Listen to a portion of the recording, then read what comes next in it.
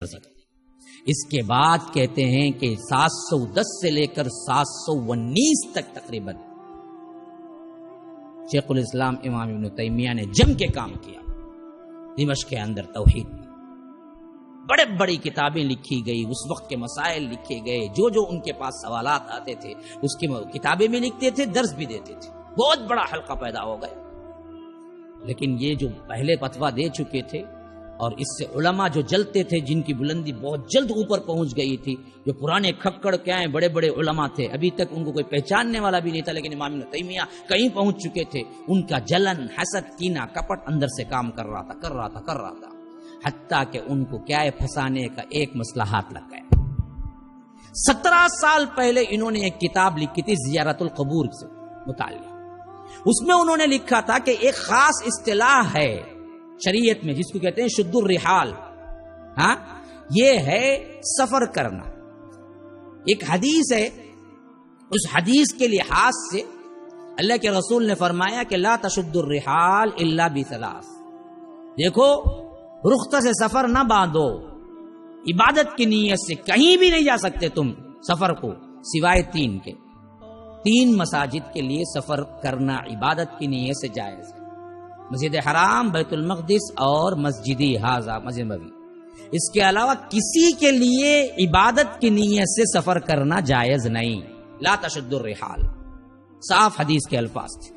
اس پر انہوں نے لکھا تھا، کب لکھا تھا؟ 17 سال پہلے ایک رسالہ لکھا تھا جس میں اس حدیث کو لا کے انہوں نے ثابت کیا تھا، شیخ الاسلام ابن تیمیہ، کہ کسی سفر کو جائز نہیں حتیٰ کہ اللہ کے رسول کی قبر کے لیے بھی جائز ہے.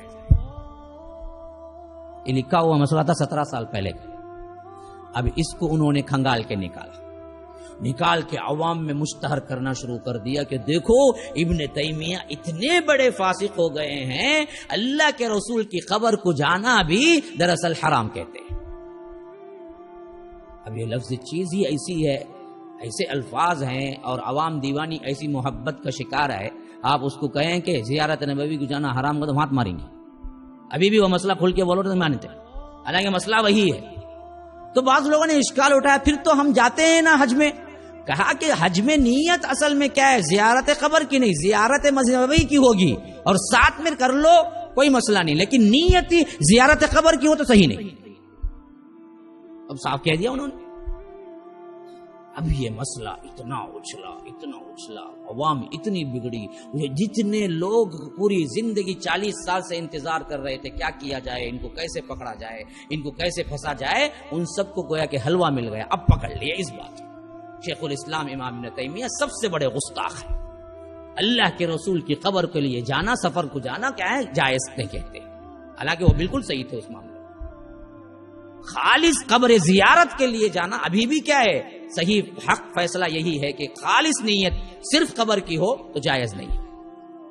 مسجد نبوی کی ہو ساتھ میں زیارت کر لی جائے کوئی مسئلہ نہیں، کہ نیت ہی صرف قبر نبی کی ہو تو جائز نہیں.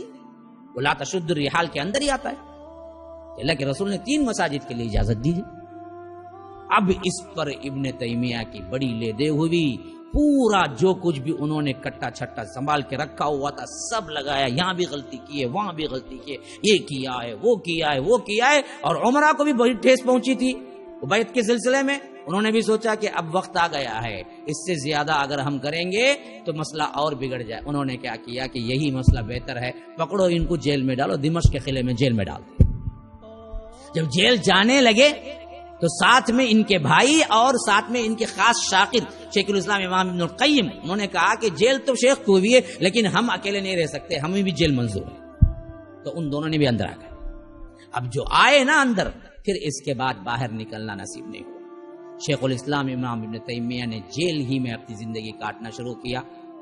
اور کہتے تھے جب شاگرد آ کے آپ تھوڑی سی معافی مانگ لیں یا کوئی بھی بات چیت کر کے نکل کے آئیں تو کہتے تھے کہ الحمدللہ مجھے یہاں سکون ہے، زندگی کی بھاگ دوڑ سے میں تھک گیا. اب یہ آخری زمانہ میں درس تدریس اور خاص کر کتاب اور تلاوت قرآن کے لیے خاص رکھ گیا. یہ اللہ کا بہت بڑا فضل ہے کہ میں جتنا کچھ کام کیا اپنی زندگی میں وہ ہمیشہ کیا ہے تگ و دو اور کوششوں میں لگا رہا، لیکن مجھے فرصت نہیں ملی. آج مجھے فرصت ملی ہے جیل کے ان ایام میں. تو میں اللہ کی کتاب اور مطالعہ اور تلاوت کے لیے خاص کر دیا. اور کبھی کبھی دعا کرتے تھے کاش کہ مجھے یہ بات پہلے معلوم ہوتی تو میں کسی مسئلے کو نہ جاتا, کسی معاملے میں نہ جاتا, سوائے ایک تلاوت اور قرآن کی تفسیر کے لیے لگا دیتا. کون جو پوری زندگی قرآن پہ لگایا ہے. قرآن کی عظمت دیکھو شیخ الاسلام ابن تیمیہ کے اندر. کہتے تھے کہ کاش کہ مجھے پہلے معلوم ہوتا تو میں پوری کی پوری زندگی تفسیر پہ لگا دیتا. لیکن آج اللہ نے یہ موقع دیا ہے, میں باہر نکلنے کے لیے تیار نہیں ہوں, بلکہ یہ موقع مجھے ہے کہ اس میں غور و خوض کرتے. اسی میں انہوں نے تفسیر لکھی. اسی وجہ سے شیخ الاسلام ابن تیمیہ کی پوری تفسیر نہیں ہے, بس چند صورتوں کی تفسیر ہے جو انہوں نے وہاں پر لکھی, جو موقع مل گیا. تو وہ لکھتے تھے اور کوئلے سے لکھتے تھے. کولسا ملتا تھا, جب قیدیوں کے لیے کھانا پکایا جاتا تھا, لکڑیوں کو جلانے کے بعد کولسا ملتا تھا, تو اس سے لکھتے تھے. اور وہ تفسیر کو کیا ہے, شاگرد جو ساتھ میں تھے اور ان کے ایک بھائی تھے وہ نوٹ کر لیا کرتے تھے. اس طرح ان کی تفسیر جتنی ہو سکی وہ لکھتے تھے. بقیہ ایام, آخری ایام قریب آ گئے تو ان سے اٹھنا بھی محال ہو گیا, بیمار ہو گئے. بیمار ہونے کے وقت, آخری وقت ان کا دورہ چل رہا تھا, تقریباً 30 دور قرآن کے مکمل ہو چکے تھے. اپنے بھائی جو ساتھ میں تھے ان کی آواز بڑی خوبصورت تھی, قرآن کی بڑی اچھی قرات تھی. جب بھی موقع ملتا اپنے بھائی سے کہتے کہ قرآن کی تلاوت شروع کر دو, میں تلاوت شروع کروں. وہ بیٹھ کے ساتھ میں پڑھا کرتے. اس طرح قرآن پڑھتے پڑھتے کئی دور ہو چکے تھے, کئی دور ہو گئے تھے. جب وقت ملتا اٹھنے کی بھی سکت نہیں ہوتی, قرآن سنتے, جب اٹھنے کی سکت ہوتی قرآن پڑھتے اور تفسیر لکھتے. یہی زمانہ گزرتا رہا. شدید بیمار جو ہوئے, اس کے بعد پھر جانبر نہ ہو سکے. اس بیماری میں آخری جب تک ہوش رہا, انہوں نے قرآن کی جس آیت پر ہوش تک سنا, وہ کہتے ہیں کہ میں پڑھ رہا تھا, سورہ قمر کی آیت آئی تھی کہ ان المتقین فی ظلال و نہار فی مقعد صدق عند ملیک مقتدر. یہ آخری آیات تھی جو امام ابن تیمیہ کے کان سے ٹکرائی تھی. بڑی پیاری آیت ہے جس کا مفہوم یہ ہے کہ واقعتاً متقی لوگ میری جنت میں کیا ہیں, انہار اور ان کے سایوں میں, جنت کے سایوں میں رہیں گے. ان المتقین فی ظلال فی مقعد صدق عند ملیک مقتدر. یہ متقی لوگ اللہ کے ہاں اس وقت حشر کے میدان میں میرے بازو میں جگہ پائیں گے. میں نے کیا ہے ان کی جگہ اپنے بالکل پاس میں رکھی ہوئی ہے. یہ آیت تھی جو آخری انہوں نے سنا تھا. پھر اس کے بعد کیا ہے کہ یوں سمجھو کہ کیا ہے, بالکل ہی بیمار ہو گئے 2-3 دن. پھر اس کے بعد اس پر 2 جمادی الاولیٰ اور 720 پر 8 ہجری تھی, اس کی صبح انتقال. اور قلعے میں وہ جو ندا دینے والا ہوتا ہے وہ اوپر کھڑا ہو کے ندا دیا کہ شیخ الاسلام امام ابن تیمیہ کی وفات ہو گئی. تو رات تک قلعے کے اندر اتنے لوگ آئے کہ پورا دمشق چراغاں ہوگا. یوں لگ رہا تھا کہ کیا ہے, کوئی ایسا کام ہو گیا ہے, کوئی ایسا مرحلہ ہے کہ کوئی کسی کو کیا ہے کام میں دلچسپی نہیں تھی. حادثہ اتنا بڑا تھا کہ اس حادثے سے ہر ادنا اعلیٰ متاثر تھا. پھر جنازہ اٹھا تو کہتے ہیں کہ لاکھوں کی تعداد کا جنازہ, لاکھوں کی. مصر اور دمشق کے اندر آج تک اتنا بڑا جنازہ کسی نے نہیں دیکھا تھا. اسی وجہ سے امام احمد بن حنبل کہا کرتے تھے, ہم اہل سنت کا اگر حق پر ہونا یہ معلوم کرنا ہو تو ہمارے وفات کا انتظار اور ہمارے جنازوں کو دیکھو, تب تمہیں واضح ہوگا کہ کتنے لوگ آتے ہیں ہمارا جنازہ پڑھنے کے لیے. تو امام ابن تیمیہ رحمہ اللہ کی وفات ہو گئی. پھر اس کے بعد آج تک ایک کی ضرورت ہے, اس خلا کو کوئی پر نہ کر سکا. ان کے شاگرد جو بنے وہ خود اتنے اعلیٰ ہیں کہ ان کے بھی مثال کے کوئی اور شاگرد نہیں بنے. شیخ الاسلام امام ابن تیمیہ کے شاگرد امام ابن القیم, ان جیسا بھی کوئی نہیں پیدا ہوا.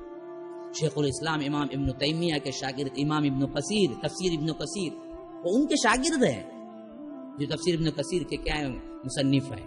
آج تک ان جیسا بھی کوئی نہیں پیدا ہوا.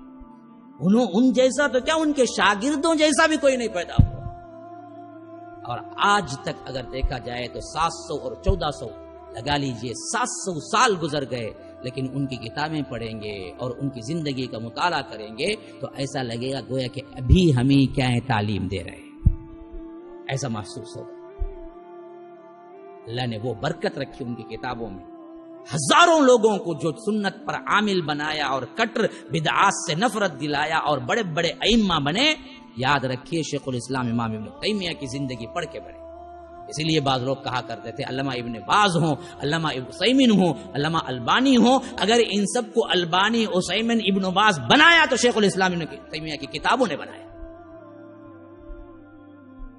حتیٰ کہ محمد بن عبد الوہاب ہوں، اس تحریکی طور پر انہوں نے جو کام کیا، اگر دیکھا جائے تو اصل میں کیا شیخ الاسلام ابن تیمیہ کی کتابوں نے انہیں بنایا۔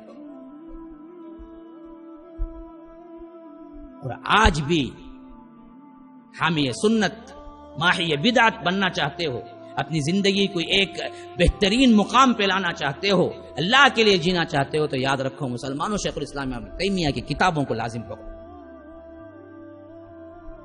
ہماری زندگی بدل جائے۔ خاص کر وہ کتاب جو اقتضاء الصراط المستقیم کے نام سے لکھی ہے، 2 جلدوں میں موجود۔ علماء کہا کرتے ہیں کہ اگر یہ کوئی پڑھ لیا، اس پڑھ لینے کے بعد بدعت سے نفرت، سنت سے محبت جو جاگے گی، یہ ہم نے کسی کتاب کے اندر نہیں پایا۔ اس حیثیت سے انہوں نے کیا ہے، اس پر کیا ہے، بہترین لکھی۔ تو یہ وہ لوگ تھے جنہوں نے اپنی زندگی کا ایک ایک لمحہ کیا ہے قربانی دی تھی لوگوں کے لیے، اور آج ہم ان کے نام کو بھی نہیں جانتے، ان کی سیرتوں کا بھی مطالعہ نہیں۔